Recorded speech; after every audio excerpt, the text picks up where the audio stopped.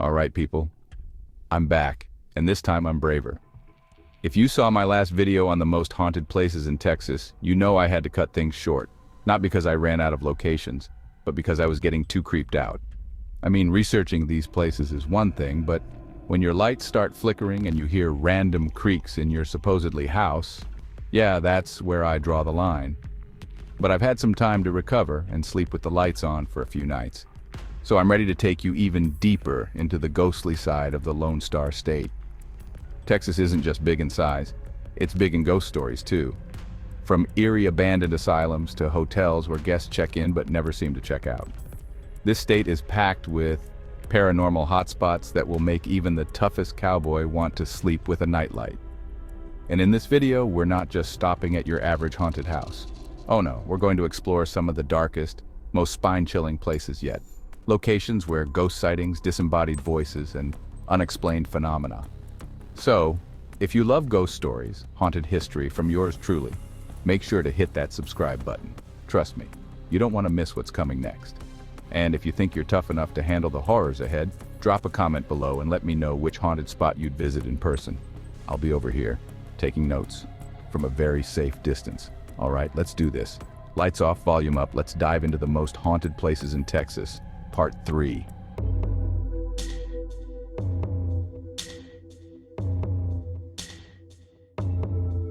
Welcome to Screamville. All right, first stop on our haunted Texas tour is Marfa.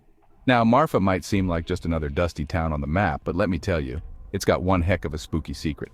We're talking about the Marfa lights, mysterious orbs of light that dance across the desert night. These aren't your grandma's Christmas lights, though. These babies have been baffling folks for over a century. Imagine this. You're driving through the middle of nowhere. The stars are out, crickets are chirping, and then, bam, these weird lights just pop up in the distance. Are they close? Are they far away? Nobody knows. Some say it's car headlights reflecting off the desert air. Others, well, they think it's something a little more extraterrestrial. Me? I'm keeping an open mind and a close eye on the sky. People have been reporting these things for generations. Ranchers, travelers, even those UFO-loving conspiracy theorists. They've all claimed to have seen the Marfa lights, and their stories are more varied than a Texan buffet. Some say the lights move fast, darting across the desert like they're playing tag. Others swear they've seen them change color, from a dull white to a spooky red or green. Honestly, the more you hear, the more you start to wonder. Are these things just a trick of the light? Or is there something truly unexplained happening out here in the desert? Okay, so we've got the spooky stories, but what do the smart folks in lab coats have to say about the Marfa lights? James Bunnell, an aerospace engineer and scientist, conducted one of the most extensive studies of the Marfa lights in an effort to explain the mysterious phenomenon.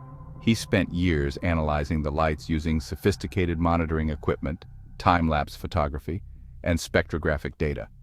Bunnell distinguished between car headlights from nearby roads, often mistaken for the lights, and true Marfa lights, which displayed unusual movements and color changes, random and unpredictable.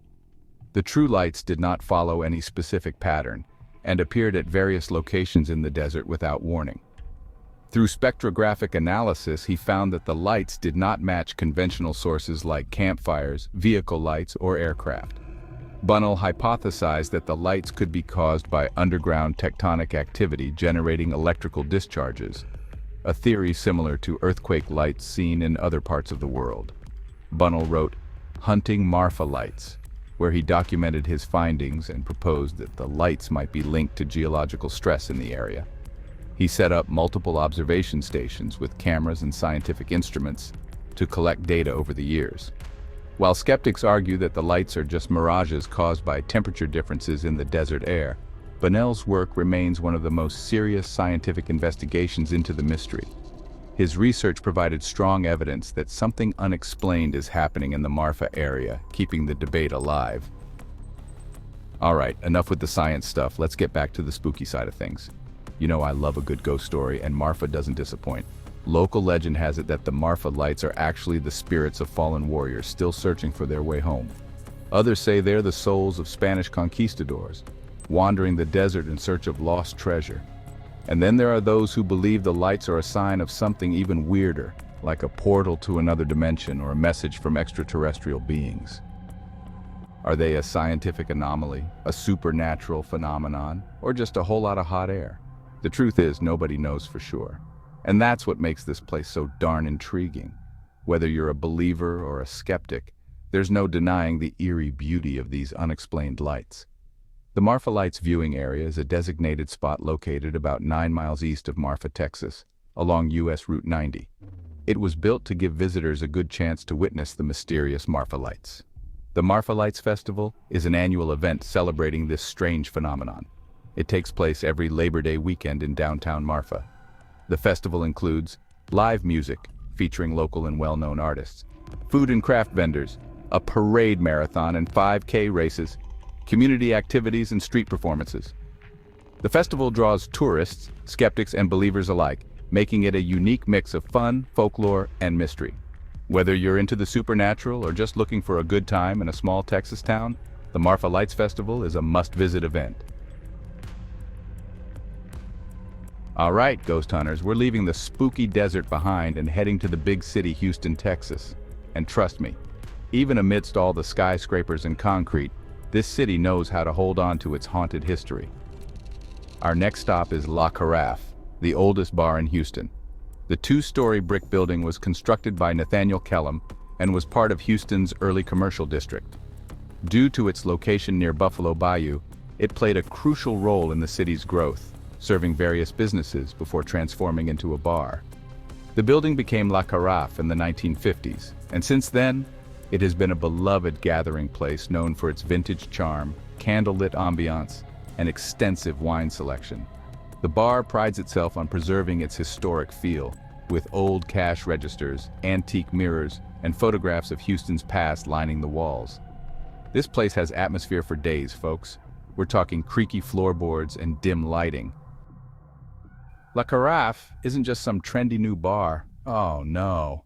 This place has been slinging drinks since the 1840s. Back then it was a bakery, and I can only imagine the delicious smells that must have filled these rooms. But, like I always say, where there's flour, there's got to be a ghost story, right? Over the years, La Carafe has been a hotel, a brothel, and even a morgue. Yeah, you heard that right, a morgue. With a history that colorful, it's no wonder people say this place is crawling with ghosts. So, who exactly are the ghostly patrons said to haunt La Carafe? Well, grab a bar stool and let me tell you about some of the regulars. First up, we've got Carl. Carl is one of the most well-known ghosts haunting La Carafe in Houston, Texas. Though details about his life are murky, he is believed to be a former bartender or manager who worked at La Carafe decades ago. Many say that even in death, Carl continues to watch over the bar, ensuring things run smoothly, though sometimes his ghostly presence unsettles patrons and staff. Over the years, employees and visitors have reported numerous strange encounters linked to Carl's spirit. Staff often hear heavy footsteps upstairs even when no one is there. The second floor, which is typically used for storage, is said to be one of Carl's favorite haunts. Many employees claim to feel a cold chill suddenly pass by, followed by a sensation of being watched. Patrons have reported hearing whispers when the bar is quiet, often in the form of faint, unintelligible murmurs. Some believe Carl is talking to himself or still engaging in bar banter from the beyond. Glasses and bottles sometimes move on their own or fall off shelves without explanation. Bartenders have even claimed to set things in place only to turn around and find them mysteriously rearranged. While Carl's presence is spooky, many employees believe he isn't a malevolent spirit. Instead, he seems to act as a guardian of the bar, making sure things are in order, and maybe even keeping an eye on unruly guests. Then there's the Lady in White, a mysterious figure who's been spotted wandering the upstairs rooms. Some say she's the ghost of a heartbroken woman stood up at the altar. Others believe she's searching for a lost love, forever bound to the place where she last saw him. The most famous sightings describe her gracefully moving up the staircase to the second floor, only to vanish mid-step. Some claim to see her as a misty figure in a flowing white dress, while others report a soft glow before she disappears. Patrons have reported catching glimpses of her face in La Carafe's antique mirrors, only to turn around and find no one there. Those who pass through certain areas of the bar, especially the stairs and the second floor, have reported a sudden cold rush or a feeling of being watched.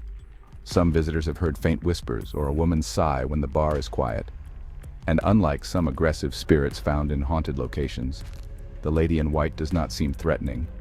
Her ghostly figure adds to the eerie yet romantic atmosphere of La Carafe, making it one of Houston's most haunted and fascinating historic bars. Some bartenders refuse to work alone at night. But do you blame them? So next time you're in Houston and you're looking for a good scare with a side of spirits, swing by La Carafe. Alright, next up we're about to take a trip down Demon's Road. And no, this isn't some cheesy metaphor. This is a real place in Huntsville, Texas, and it's got a reputation that's dark. This stretch of desolate road, also known as Bowden Road, cuts through thick woods just outside of town. Legend has it that something sinister lurks in those woods, and it's been messing with folks for decades. We're talking phantom cars, disembodied voices, the works. The road leads to a cemetery called Martha's Chapel. And if you ever get the urge to take a late-night stroll down the road leading to the chapel, don't. Just don't. Locals have one golden rule. Do not, under any circumstances, provoke the spirits. Why? Because apparently some ghosts have a habit of following people home like a stray cat, except way less cute and far more nightmare-inducing. Take this story from May 2010. A woman reported that her husband and their friends had an unsettling encounter at the cemetery. One evening, they spotted a man casually wandering through the graves, but instead of assuming anything ghostly, they probably just thought, weird guy in a graveyard. A few days later, as the woman was about to hop into the shower, she turned around to close the curtain, and there he was. The same wandering man from the cemetery, now standing in her bedroom like an uninvited house guest. Before she could scream her soul out of her body, he vanished, leaving her with a lifelong fear of shower curtains and open spaces. But wait, it gets weirder. If you take a joyride down Demon's Road, don't be surprised if you find some extra large, creepy handprints on your car. And no, these aren't from a well-meaning stranger offering you a free car wash. Witnesses claim these handprints appear out of nowhere, as if some invisible force decided to give their vehicle a firm grip. Almost 100 car owners have reported this eerie phenomenon, which means one of two things. Either ghosts really love messing with people's rides, or the world's weirdest car club is out there giving unsolicited handprints instead of parking tickets. And then, there are the mysterious red lights. According to witnesses, the number of lights that appear depends on how many people are in the car. One group of 4 said that at exactly 4 a.m., 4 red lights materialized out of nowhere, like some kind of supernatural roll call. To make matters worse, 4 ghostly handprints suddenly appeared on the hood of their truck. At that point, the group probably realized they had overstayed their welcome. But wait, it gets even worse. Rumors swirl about cult activity along Demon's Road, with whispers that KKK members have been spotted holding ritual ceremonies. Some even claim they've seen them drinking blood from a sacrificed dog, because apparently ghostly handprints and spooky red lights weren't disturbing enough. No matter what form these spirits take, one thing is certain. They're not the friendly Casper type. So if you ever find yourself on Demon's Road, just remember, if the ghosts don't get you, the nightmares will. One of the more unsettling tales tied to the road involves a little boy on a tricycle. Sounds innocent enough, right? Well, not exactly. Some claim to have seen a smoky figure with glowing eyes pedaling toward them, only to vanish into the fog, because apparently even ghost kids love a dramatic exit. But here's where it gets worse. Legend says this eerie little biker isn't just joyriding. He can the worst thing you've ever done, which is bad news if you've got skeletons in your closet. If you catch his red-eyed stare, congratulations.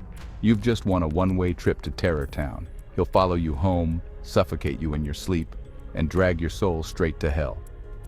So if you ever see a tricycle rolling toward you it's probably best to.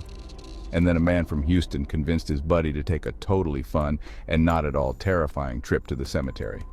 They parked by the graveyard, and as the man got out, he noticed his friend was dozing off in the passenger seat.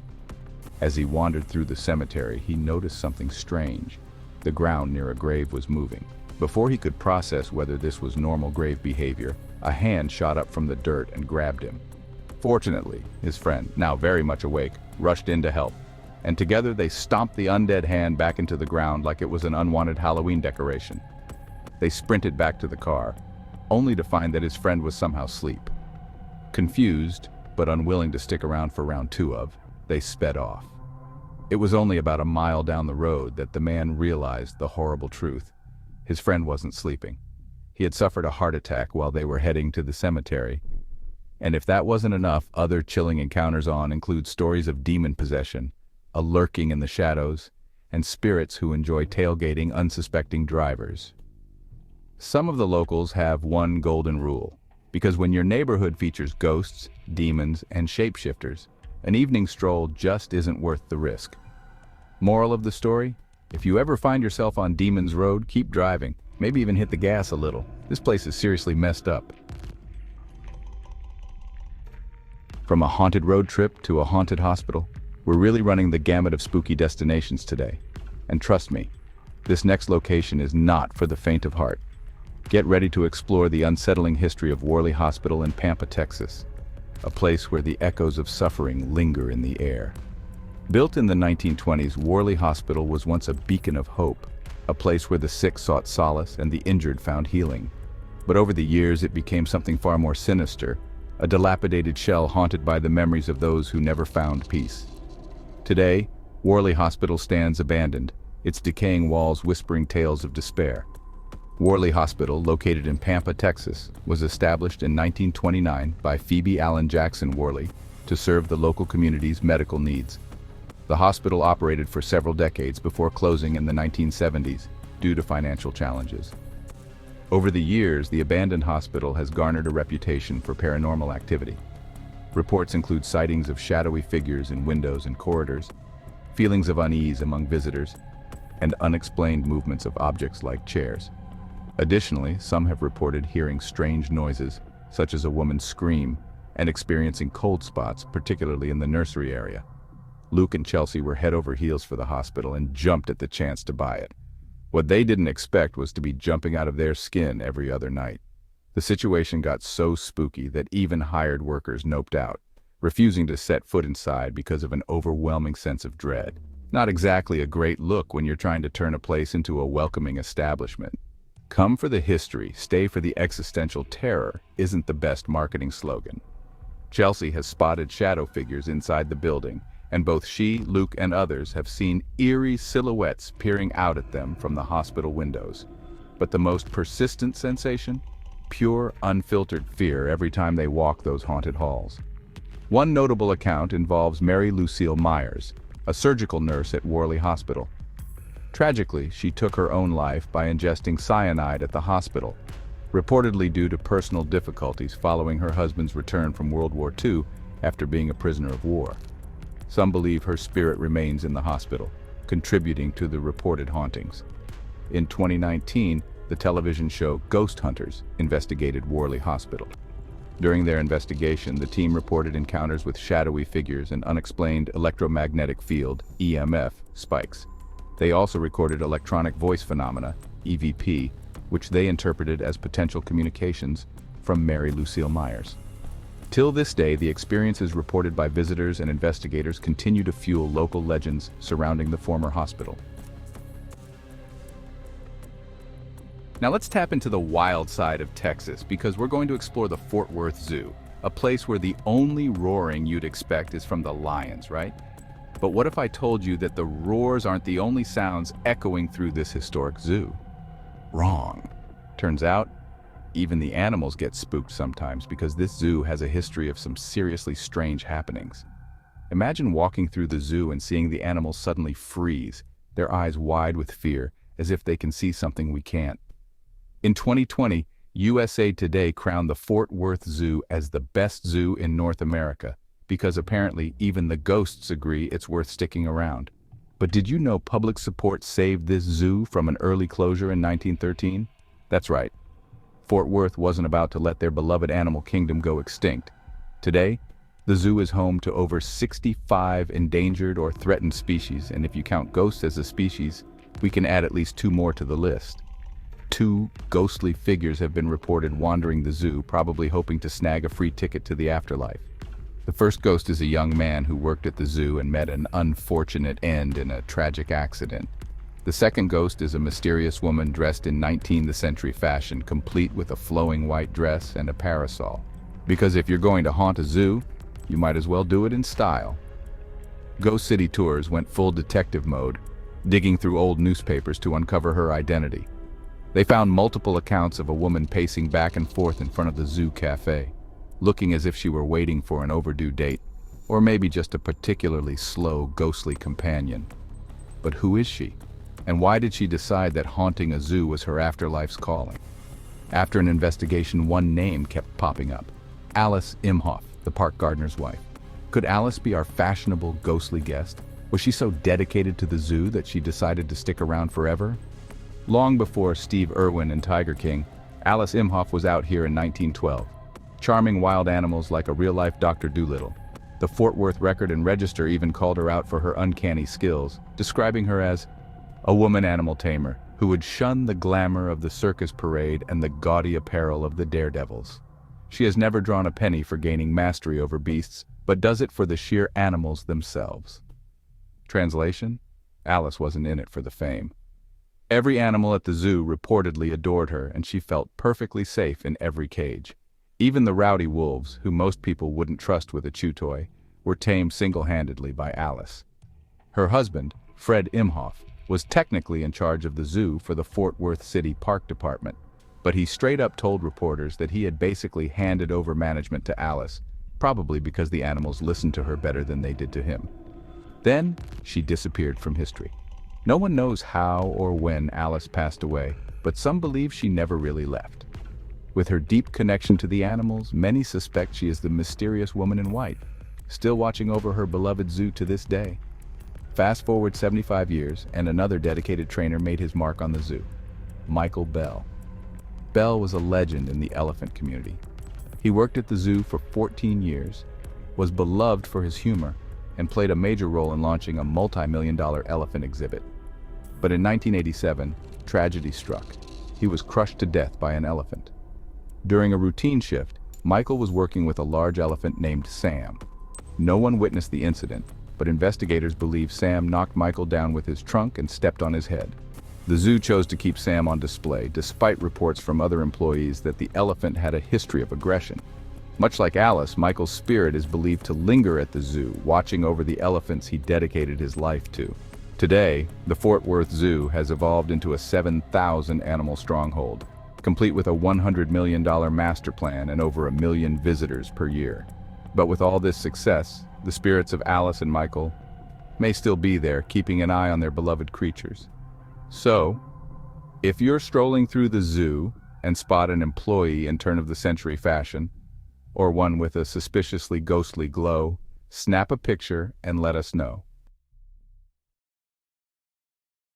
All right, trade in your safari hats for some swim trunks because we're heading to White Rock Lake in Dallas, Texas.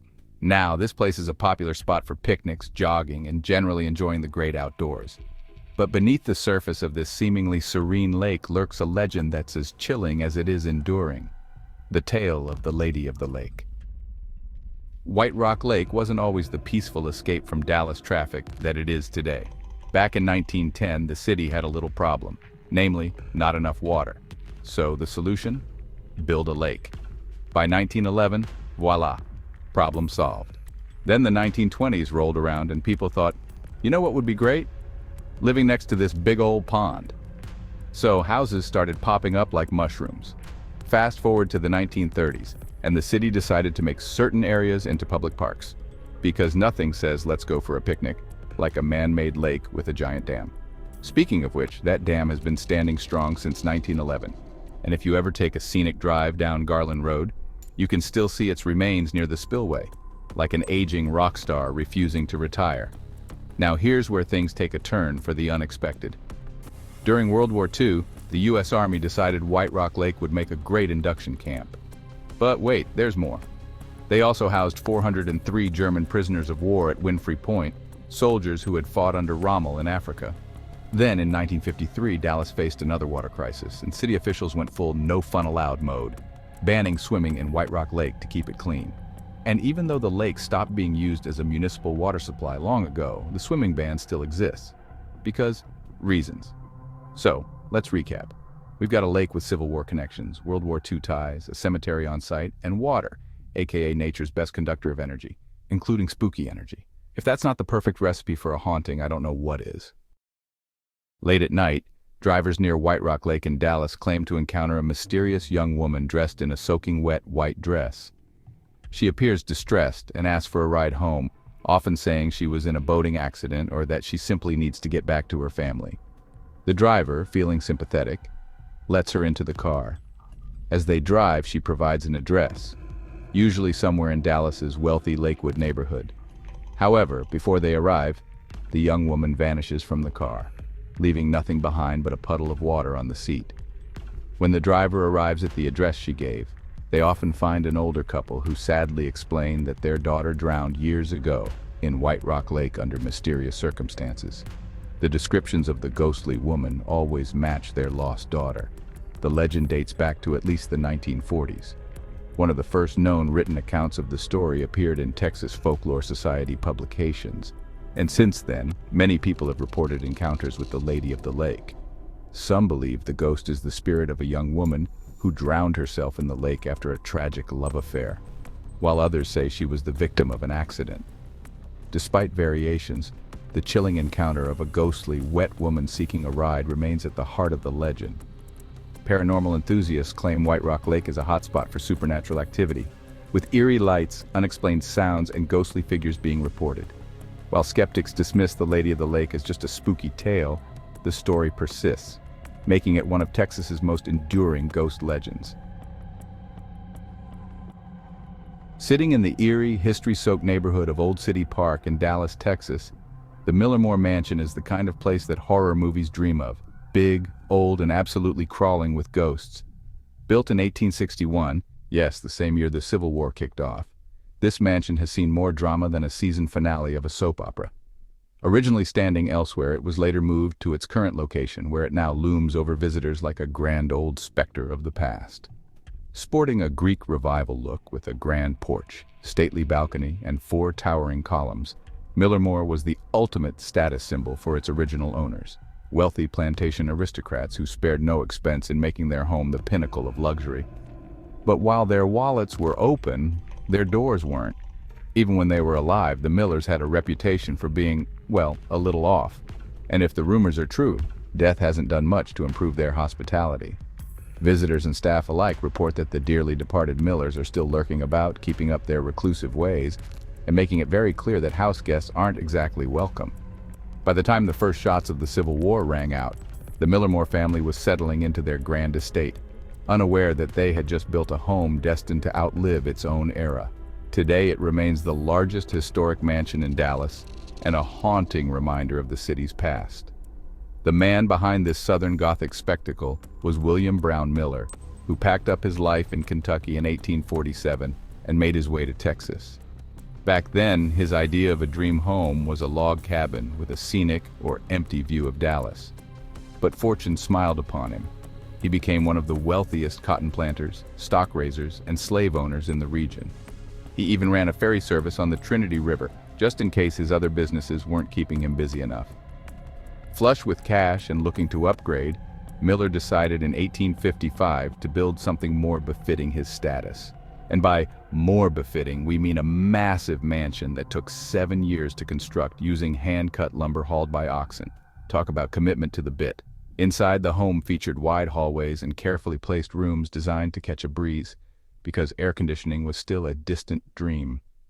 Surrounding the mansion, Miller scooped up many acres of land, making his home feel like a secluded paradise, or a remote, ghost-ridden fortress, depending on how you look at it. Miller's love life was just as eventful as his construction projects. He married, divorced, and remarried a grand total of 3 times. His second wife, Minerva, and third wife, Emma, both took their final breaths inside the mansion. Minerva reportedly from illness, and Emma, according to legend, during childbirth. After the family eventually died off or moved out, the grand estate sat abandoned for years, waiting for the next unsuspecting visitor to walk through its doors, if they dare. By the 20th century, Millermore was looking more like a ghost town than just a haunted house. The once stunning mansion had fallen into disrepair, but lucky for it, and unlucky for ghost-fearing folks, the Founders Garden Club, a determined group of history-loving women, decided to save it. The only problem? The mansion sat smack in the middle of an area slated for modern development. Rather than let history be bulldozed, the club carefully dismantled the house, stored it, and then, in 1966, raised enough money to reassemble it in Old City Park. Thanks to their efforts, Millermore is still standing today, beautiful, preserved, and deeply unsettling. And speaking of unsettling, let's talk about Minerva Miller. Her portraits still hang inside the house, and according to visitors, her ghost is still hanging around too. Many report feeling watched, especially in the nursery and master bedroom. Others claim the temperature drops dramatically in those areas, even in the middle of a Texas summer, which, let's be honest, is practically supernatural on its own. Paranormal experts say the concentrated ghostly activity stems from the tragic deaths of both Minerva and Emma Miller, the third Mrs. Miller, who died in childbirth. As for Emma's stillborn child, many believe its spirit lingers in the nursery. One tour guide had an encounter that she'll never forget. After finishing a tour one evening, she heard the unmistakable wailing of an infant coming from upstairs. Now, considering there weren't supposed to be any babies in the mansion, living ones anyway, she did what any horror movie survivor would do. She grabbed backup. A much larger and very nervous male employee agreed to go upstairs with her. As they climbed the stairs, the crying got louder. By the time they reached the nursery, the man was clinging to his coworker in sheer terror. So much for backup. Summoning her courage, the guide flung the door open, and the crying stopped. The antique wooden crib was empty. They shrugged it off, until they got back downstairs, and the wailing started again. But this time, it was accompanied by another noise, the sound of something heavy being dragged across the floor. They rushed back upstairs to find the crib had moved, on its own, leaving deep scratches in the floor. The new location, the master bedroom. The male employee reached out to move it back, but his coworker stopped him with the most solid ghost hunting advice ever. Just leave it. And so they did. From that moment on, the crib stayed in the master bedroom, and the phantom baby finally went silent. But that's not where the hauntings end. One unlucky security guard experienced something straight out of the birds.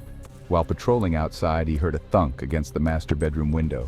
He looked down to find a crow, stunned from the impact. Then another, and another. Soon a whole murder of crows, yes, that's really what a group of crows is called, fitting, right? Was hurling itself at the window, screeching like they were reenacting The Exorcist. And when he finally glanced up at the glass, he saw something even worse. A pale, ghostly face staring right back at him. And if crazy birds aren't enough, glowing green orbs have also been spotted drifting between the nursery and master bedroom at night. Security guards claim the lights move with an eerie intelligence, vanishing the moment anyone gets too close. So if you're brave enough to tour the oldest and, allegedly, most haunted house in Dallas, go right ahead. But if you start hearing a baby crying, seeing crows acting possessed, or feeling like someone is watching you, well, you were warned. Alright folks, that's a wrap on part 3 of the most haunted places in Texas. But don't you dare think we're done. Texas is massive, and apparently so is its ghost population. I mean, at this point, I wouldn't be surprised if even the tumbleweeds are haunted. Every time I think I've covered it all, another eerie tale pops up, whispering, "You forgot about me." So trust me, there's plenty more spine-chilling spots to explore. Texas isn't just big, it's big and scary. We've got ghosts in hotels, phantoms on highways, and spirits hanging out in places they really should have checked out of a long time ago. And let's be real. If any state was going to be extra about its hauntings, it would be Texas. Everything's bigger here, including the number of places you don't want to be alone at night. So if you're brave enough to keep going down this haunted highway with me, make sure to like, subscribe, and hit that notification bell, because we are not done with Texas just yet. I'll be back with more ghostly tales soon, and until then, maybe double check that shadow in the corner. It might not be just your imagination.